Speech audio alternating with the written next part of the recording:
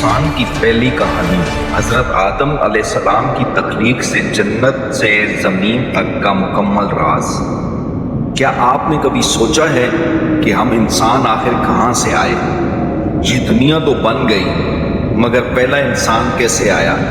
اور وہ کون سی غلطی تھی جس کی وجہ سے ہمیں جنت جیسی جگہ چھوڑ کر اس دنیا میں آنا پڑا؟ آج کی ویڈیو میں ہم جانیں گے انسان کی سب سے پہلی، سب سے اہم اور سب سے سبق آموز کہانی۔ یہ کہانی ہے حضرت آدم علیہ السلام کی۔ ذرا تصور کریں، ایک وقت تھا جب نہ زمین پر کوئی انسان تھا، نہ کوئی آواز، نہ ہنسی، نہ کوئی قدموں کی چاپ۔ ہر طرف خاموشی تھی، ایسی خاموشی جو دل کو بھی ڈرا دے۔ آسمان موجود تھے، زمین موجود تھی، مگر زندگی نہیں تھی۔ اسی خاموش لمحے میں اللہ رب العالمین نے ایک فیصلہ فرمایا، ایسا فیصلہ جو پوری کائنات کی تاریخ بدلنے والا تھا۔ اللہ تعالیٰ نے اپنے فرشتوں کو حکم دیا، اے میرے فرشتوں، میرے عرش کے قریب جمع ہو جاؤ۔ یہ حکم سنتے ہی لاکھوں نہیں، کروڑوں نہیں، بلکہ بے شمار فرشتے نور کی طرح چمکتے ہوئے اللہ کے حضور حاضر ہو گئے۔ ہر طرف نور ہی نور تھا، سکون، خاموشی اور عظمت۔ پھر اللہ تعالیٰ نے فرمایا، میں زمین پر اپنا ایک خلیفہ بنانے والا ہوں۔ یہ سن کر فرشتے حیران رہ گئے۔ انہوں نے ادب کے ساتھ عرض کیا، اے ہمارے رب، کیا ایسی مخلوق کو پیدا کریں گے جو زمین میں فساد کرے گی، خون بہائے گی؟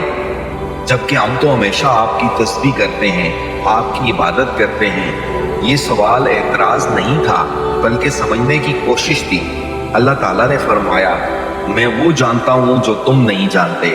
یہ جملہ انسان کی پوری کہانی کا خلاصہ ہے۔ اب اگلا مرحلہ شروع ہوا۔ اللہ تعالیٰ نے حکم دیا کہ زمین سے مٹی لائی جائے۔ فرشتے زمین کی طرف گئے۔ روایات میں آتا ہے کہ جب مٹی اٹھائی جانے لگی تو اس نے فریاد کی، مجھے نہ لے جاؤ، مجھ سے جو مخلوق بنے گی وہ گناہ کرے گی، اور پھر عذاب بھی مجھے سہنا پڑے گا۔ یہ ایک عجیب منظر تھا، مگر آخرکار حضرت اسرائیل علیہ السلام نے کہا، میں اپنے رب کے حکم سے پیچھے نہیں ہٹ سکتا، اور وہ مٹی لے آئے۔ اسی مٹی سے اللہ تعالیٰ نے حضرت آدم علیہ السلام کا جسم بنایا۔ وہ جسم ایک مدت تک بغیر روح کے رہا، خاموش، بے جان، ساکت۔ فرشتے اس کے پاس آتے، اسے دیکھتے اور کہتے، یہی ہے وہ جو زمین کا خلیفہ ہوگا۔ مگر ایک اور مخلوق بھی تھی جو یہ سب دیکھ رہی تھی۔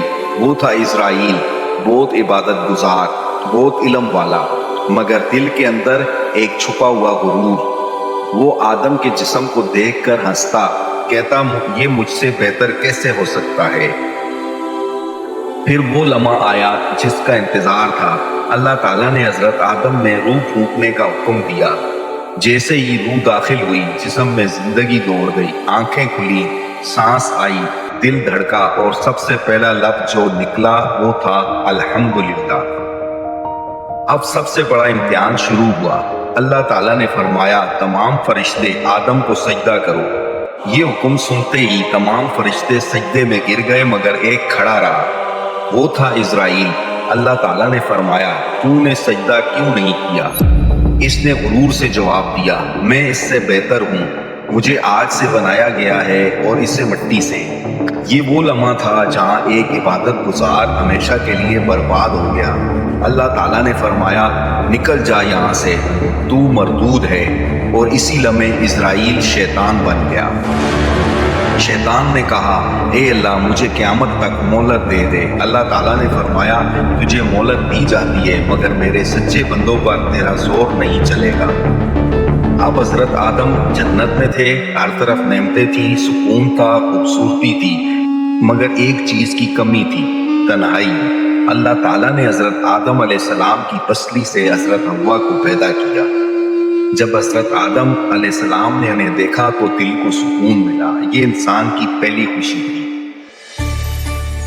اللہ تعالیٰ نے فرمایا، جنت کی ہر چیز تمہارے لیے ہے، مگر ایک درخت کے قریب نہ جانا۔